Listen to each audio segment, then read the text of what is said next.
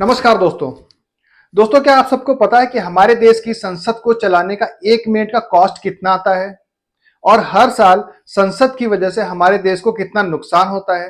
एक media report के मुताबिक संसद के 2025 के मानसून सत्र की वजह से देश को 248 करोड़ रुपए का नुकसान हुआ था।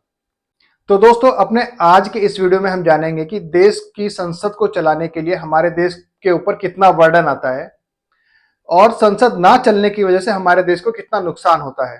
तो अंत तक बने रहिएगा इस वीडियो में। तो चलिए दोस्तों, अब इस वीडियो में आगे बढ़ते हैं।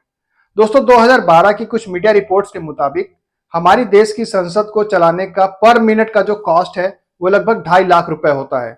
मगर हमारे देश के जो सांसद हैं, यानी कि जो मेंबर ऑफ पार्लियामेंट हैं, वो बिना किसी मुद्दे के संसद के अंदर हंगामा करके, संसद के अंदर तोड़फोड़ करके या फिर संसद से वॉकआउट करके संसद को स्थगित करा देते हैं।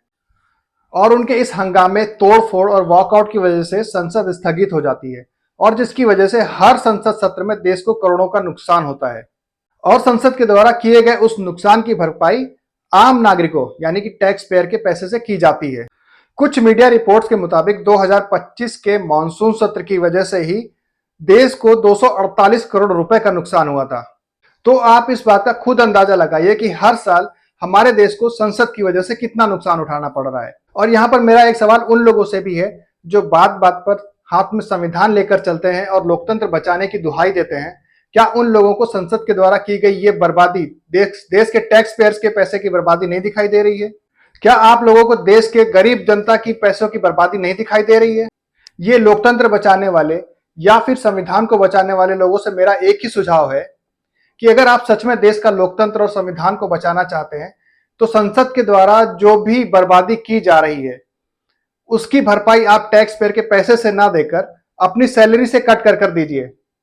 क्या आप लोगों में इतनी हिम्मत है कि आप लोग संसद में एक ऐसा ऑर्डिनेंस पास कर सकें जिससे संसद के द्वारा की गई जो भी नुकसान की भरपाई है वो आपकी सैलरी से की जाएगी?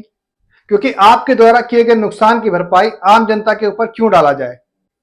दोस्तों, आप सबको मेरे द्वारा दी गई ये जानकारी अगर पसंद आई हो और मेरे द्वारा दिया गया सुझाव भी पसंद आया हो तो इस वीडियो को ज्यादा से ज्यादा शेयर करें ताकि ये वीडियो ज्यादा से ज्यादा लोगों तक पहुंच सके। तब तक के लिए नमस्कार।